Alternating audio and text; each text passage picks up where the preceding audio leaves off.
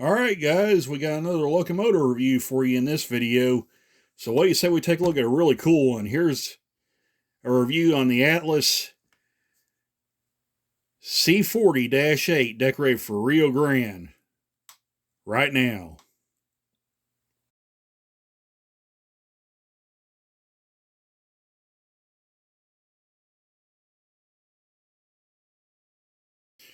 All right, guys, here we are ready to take a look at the Atlas C40-8. Now, this one's decorated for Rio Grande as number, I believe it's 2127. That is correct.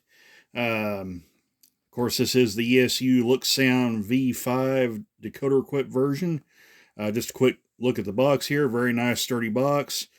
Should protect them all very nicely in storage and transport. You notice it's got this little protective sleeve on here. So we'll just slide that guy out like so. Just like that. Of course, this is the Masterline series as depicted here. So there's a look at that. Very nice lettering, very nice presentation of the box. We'll lift the cover off like so, and inside is the locomotive sitting right there, resting in a nice protective cradle. Now, these Atlas engines here, recently they've come in the past, the past 3 or 4 years since I bought them kind of off and on. I've only got a couple like this, but you notice that these engines are screwed into the base.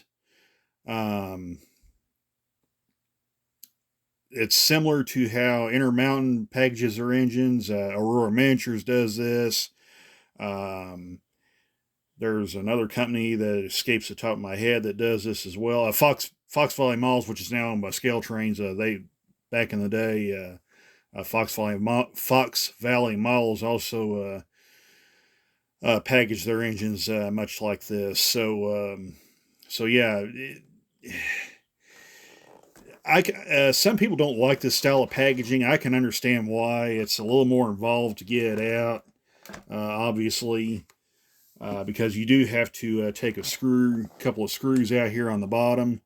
In fact, let me grab a flashlight right quick, and I will show you, because this base being painted black, it's going to be kind of hard to see. So bear with me just a second. I'll get a flashlight, and I'll show you a little better here. Okay, we're back, and I got a flashlight now to kind of show you up under here. And I've also took this clear cover off as well to kind of help better show you this. So what I'm going to do, I'm going to turn the packaging over. On its side, and guess what? I do believe the batteries went dead in this flashlight, so I'm going to have to grab the other flashlight. I really thought that one there worked. But I guess it decided it didn't want to do nothing. So, okay, now we got a good flashlight right here. So, just kind of show you under there. You see a screw right there and a screw right there. You need a Phillips screwdriver to take these off. So yeah, this was kind of what I was talking about. Some people don't like this style of packaging. It is a little more involved to get off, but it does protect them all pretty nicely. Just from the others I've seen it's boxed up this way. So I mean, it's kind of pick your poison. It's not just horrible to deal with, but I can see why people don't like this style of packaging. But anyway, just kind of wanted to show you that. Of course, very nice paint scheme on this engine. So what I'm going to do, I'm going to go ahead and take this guy out of the box, and we will take a closer look at this guy. So hang on just a second. We'll be right back. Okay, we got the model unboxed now. We'll just go ahead and start with the front of this guy like we normally do. And there are a lot of neat little additions Atlas has done as upgrades for these locomotives. So I want to turn the light on where you guys can see that a little better. There we go. So let's just go ahead and start with the front of the locomotive here. Start here at snowplow. You got your MU cables right here. Looks really good. You got a little brake hose right there. Looks really nice. Nice little grab irons painted white right here. More MU cables right here. Um, got some more grab irons up here as well. You got a coupler cut lever right here. You got a little jumper plug right down there. Maybe a little hard to see because it's painted the same as the car body, but it's there. Now on the couplers, once again, you probably noticed this thing has Accumate couplers, and if you've seen past reviews of Atlas models that I've done that's had these couplers, these are not very good couplers. I'm sorry, but they're not. Uh, I would suggest swapping these out for KDs just to save yourself some frustration down the road because these couplers, because of the trip pin down here, if it catches on any low-hanging details, it does have a habit of pulling this coupler open and it can come uncoupled from your trains. So just FYI on that. They're not exactly my favorite coupler to work with. So these will get KDs not after I get done filming this review. So yeah, there's that. Handrails all look nice and straight on the front. Looks really good. The front platform looks good. And you also notice right here, Atlas has added ditch lights to the front of these engines. Now, I believe, as per prototype, these will have front and rear ditch lights. Like I said, as per prototype accuracy. But these do work. Not sure if these flash or not. We'll find out when we take it out to the layout and try it out. But that's kind of a neat little addition right there Atlas has done with these Spartan cab units. Because in previous years, they did not have ditch lights on them as appropriate. So, like I said, kind of a neat little feature there. Nice addition. Got a little grab iron right here, maybe a little hard to see right above the Rock Island logo. Got grab irons on the nose right here. Looks really good. Sand filler hatches right here all look nice. Coming up to the top of the cab here, you got your windshield right here with your windshield wipers. I believe those are separately applied pieces, and maybe it's a little hard for me to tell, but I believe those are separately applied windshield wipers. Definitely separately applied right here, on here, and here. Nice printed number boards, look very nice. Headlight looks good. So yeah, that all looks really nice. And then coming up here to the top, maybe a little harder to see, but you got your antennas up here, looks really nice. Come down to the side here. You got cab window here, looks good. You notice it's got the little holes drilled out here for the sunshades. That's because the sunshades are modular installed. There they are right there.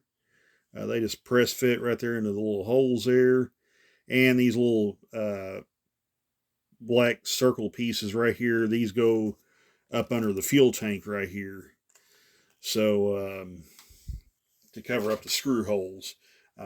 I don't typically use those because it's just a hassle having to take them back out and put them in the package and all that. But I will put the sunshades on at a later date. But regardless, this all looks really good right here. The truck detail looks very nice along here.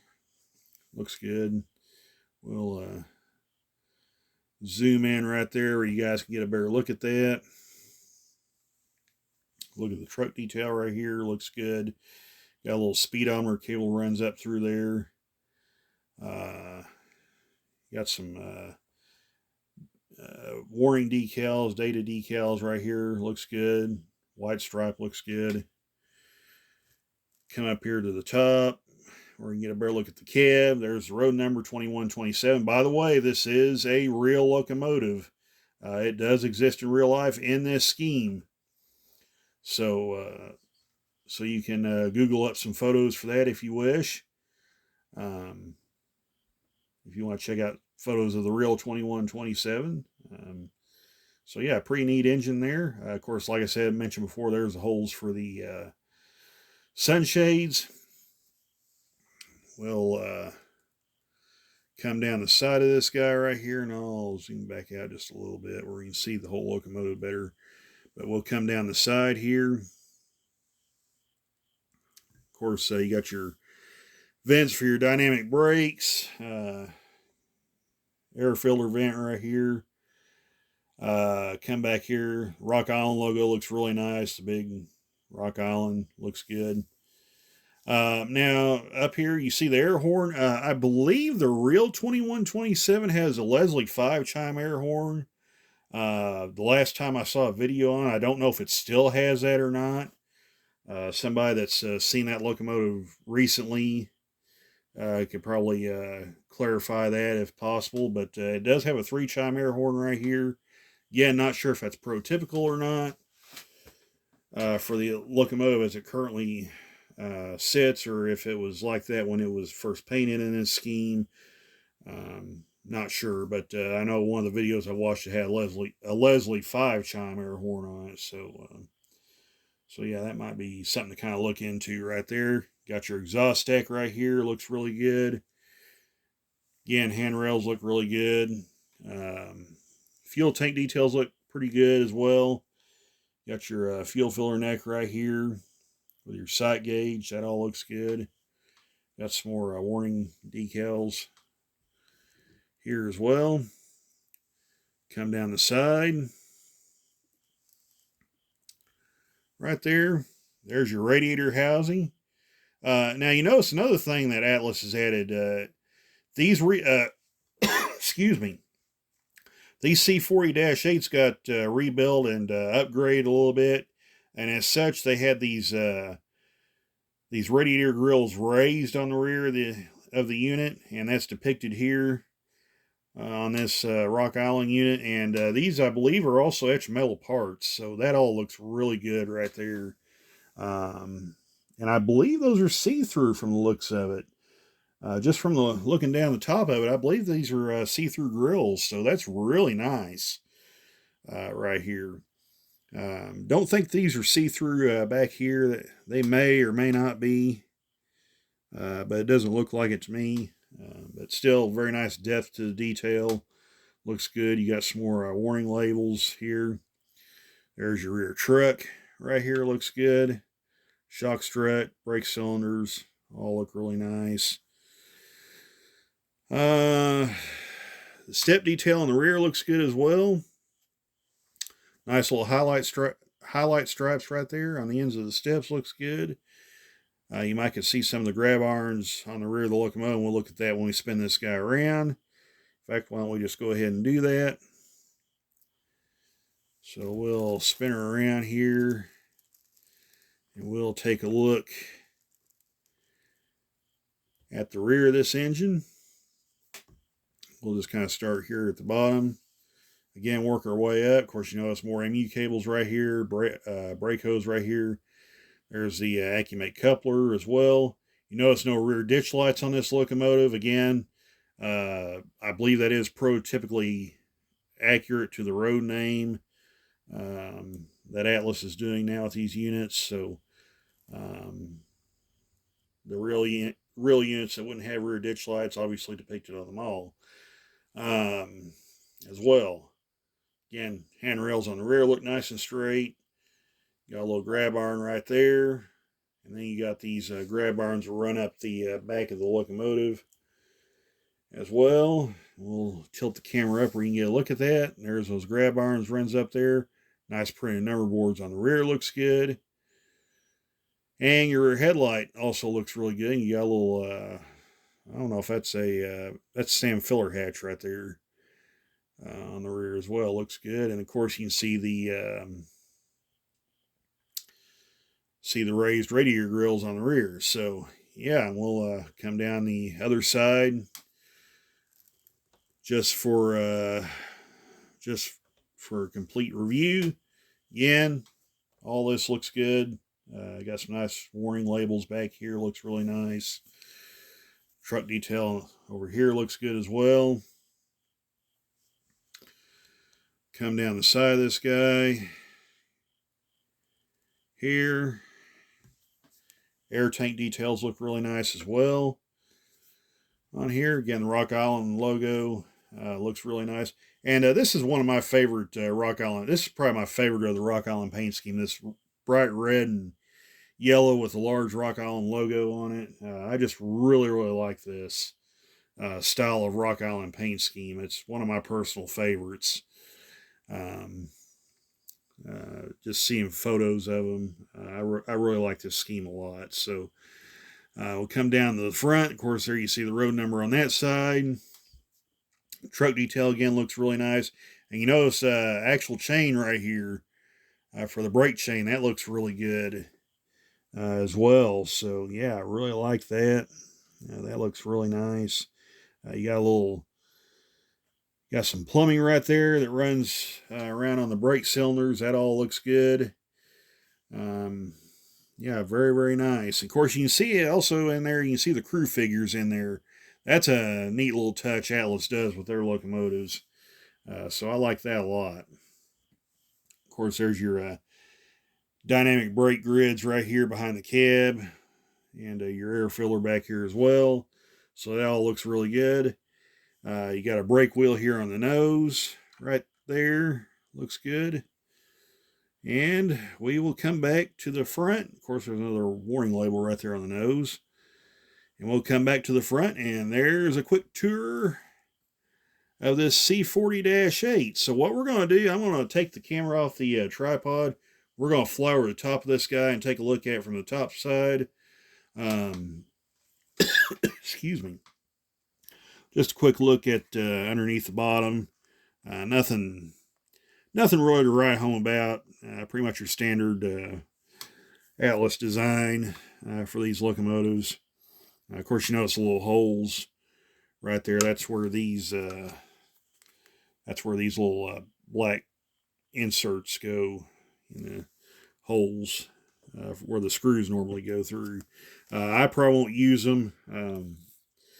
Like I said, simply because it would just be too much of a hassle just to take them back off and put the screws back in. So, and besides, nobody's going to see the underside of this locomotive unless it's laying over on its side on the layout somewhere. So I'm not too terribly worried about that. But anyway, I'll take the camera off the tripod and we'll fly over the top of this guy. So hang on just a second. We'll be right back. Okay, we're ready to take a quick flight over the top of this guy. And you see the walkway tread plating there looks really good. It's not, it's got some nice texture to it. Don't see any see-through action on the steps. Those look pretty solid. That might turn some people off, but honestly, it makes the engine a little more durable. So I'm not too terribly worried about that. But we'll fly over top of this guy, and you see the sand filler hatches on the nose there, and those white grab irons. You notice a little grab iron right there on the cab right there. So that's really neat. We'll fly over top of this guy. Look at the antennas on there. Those look really nice. Keep flying over the top of this guy. There's that air horn again. I don't know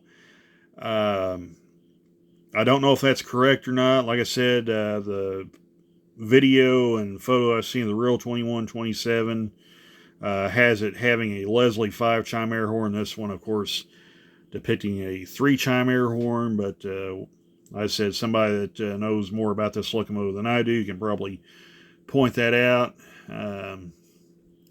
if that is still the case. There is the exhaust stack. Guy could probably paint the inside of it black right here to add a little more depth. So that's all good there. And we'll come to the back of the engine. Of course, you notice the grills right there. You might can even see it. They got some see-through action there, so that's really cool. And got a little grab iron right there as well. So there's a look at the C40-8. In a nutshell. So what do you say we take this guy out to the layout and let's see how it performs. Hang on just a second. We'll be right back. Okay, we got this thing out on the layout now. We're ready to fire it up.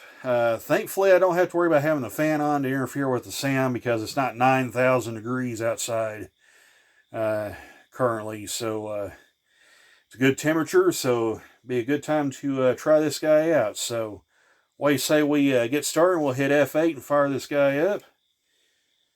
So we got set to address 3. And it is firing up.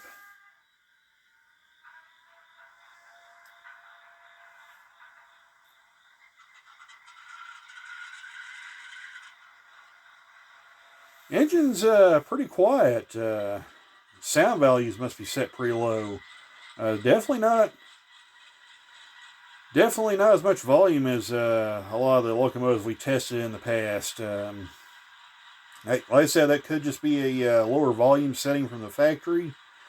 We'll tinker around with it and see what we get here later on down the road. But in the meantime, we'll go ahead and start by turning the headlight on. So there's the headlight. You notice the number boards come on. I'm going to turn the light off so you guys can see that headlight better. So yeah, there's a look at the headlight right there, and the number boards nice and bright. That's something Atlas has done really well in the past several models that they've done. They've had really nice bright headlights on their locomotives. Now, as I mentioned before, this thing's going to have operating ditch lights.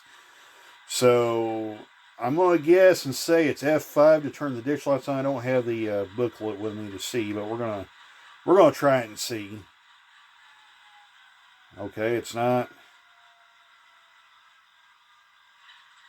It is not F5. That did something with the idling, so we'll try F6. And there's the ditch lights. My goodness, look at how bright they are.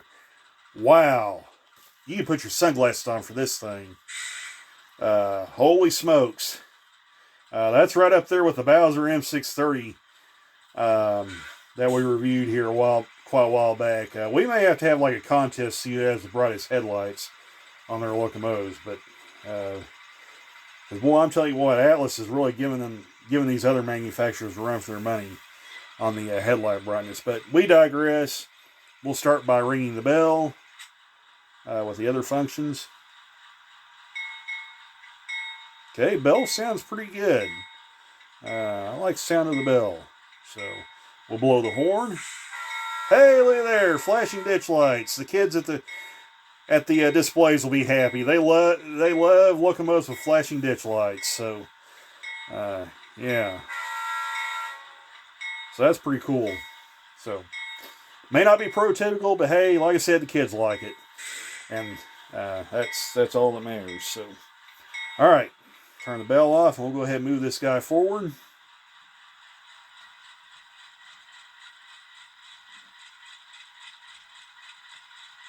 Is it moving? I like the air compressor sound, by the way. That sounds good.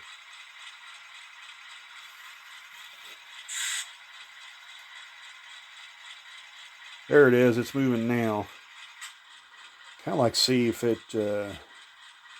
Okay, it's moving at speed step 2, but you notice it's really jerky at speed step 2. That could rectify itself with some braking in. We'll jump up to speed step 3, and like clockwork, it smooths right on out. So, whoops, hit a little dead spot there. Just FYI too, another thing Atlas does not use super capacitors on their locomotives, at least not to my knowledge. They still don't use them. So if there's a little dirty spot or bad spot in the track, it will find it. But yeah, good, nice, slow speed at speed step 3. We'll crank it up a little more. And you hear the prime mover spool up a little bit, so that's really neat. And we'll move it forward here till we get to the rear end of the engine here. That will probably do it. Yep, that'll do it right there. Nice brake squeal effect too. So we're gonna put the locomotive in reverse. Ooh, I like the reverser sound too. That's really neat. And the rear headlight and rear number boards come on. Like I said, just like the front, this thing's got really bright headlights on the rear too. So really, really nice headlights, both front and rear. So we'll back her up.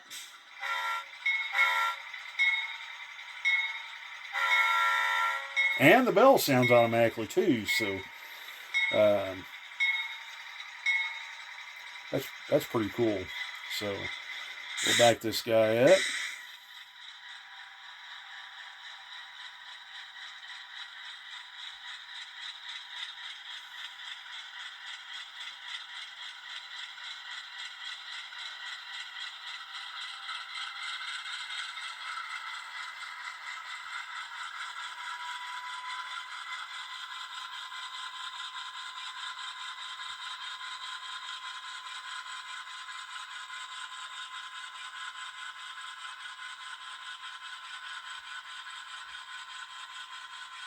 I think that'll do it.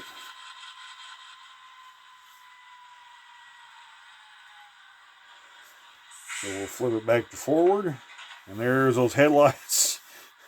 My goodness, could you imagine if some clever light person could get all the other lights to work, could install walkway lights and step lights, this thing would absolutely blind you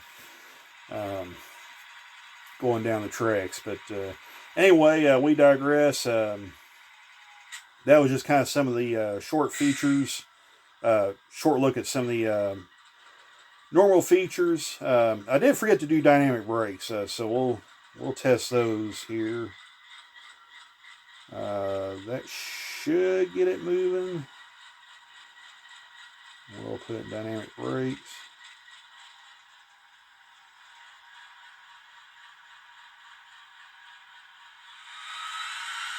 There's the dynamic brake sounds right there. So that sounds good. So a couple of the other features, I believe F7 may dim the headlights. Let's try and see. Nope, F7 doesn't do nothing. F8 will be your startup and shutdown. Now F9 is a really cool feature. If you don't know, for those who don't know about the ESU look sound decoders, F9 is drive hold. And basically what this does, this allows you to control the engine RPMs independent of the train speed. So what I'm going to do, I'm going to put this thing in F9 as it's sitting here. We're going to take this thing all the way to full throttle and let you hear this thing rev up. So we're going into F9 right now. And I'm going to crank the throttle up all the way. So here we go.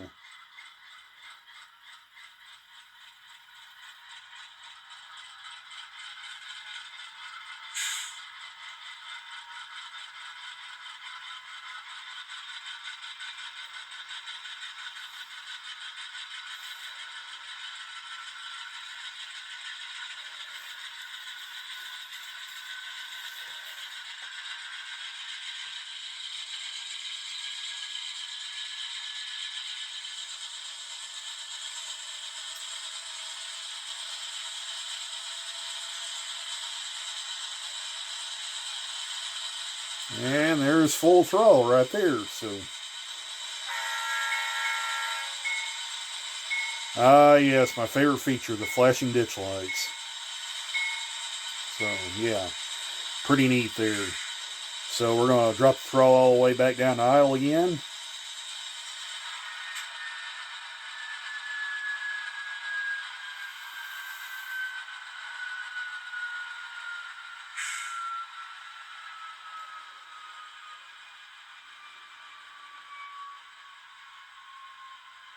And with that, that's kind of a quick rundown of the sound, some of the sound features on there. Obviously, there's more sound features than that, but it would take way too long to go through all that. So we're just going to kind of show you the base. We just kind of showed you some of the basic functions: your horn, your bell, your headlights, ditch lights, drive hold, those kind of things. So yeah, that's that'll take a look at the Atlas C40-8. Kind of my takeaways of it: the volume of the prime mover is not as loud as some of the others I've reviewed in the past, but that could just be the setting it left the factory with, the horn and everything else sounds pretty good. So, like I said, that's probably just a CV setting, being a little lower than normal than what we've normally seen with Atlas locomotives. But overall, very solid model from Atlas. Kind of a slightly cheaper option if you don't want to go for like a scale trains rivet counter or a or a Athearn Genesis or something like that. These are a little cheaper. I got this one at Iron Planet Hobbies. They had them for a pretty good price. I think they was $189 with sound and DCC in them. That would be before if you use HEAS at Humanity Junction's discount code. If you want to use HEAS discount code, it is Human, HUMAN, all caps. So yeah, and it'll save you about $20 or so on the price of the engine. So relatively affordable for a sound equipped engine. Like I said, very solid model from Atlas. Good, seems to be a good runner. So yeah, really good engine. Really like it. So that'll take a look at the Atlas C40-8. We hope you guys enjoyed it. We will leave you guys with a run by, and we will see you in the next video. So take care, all. Bye for now.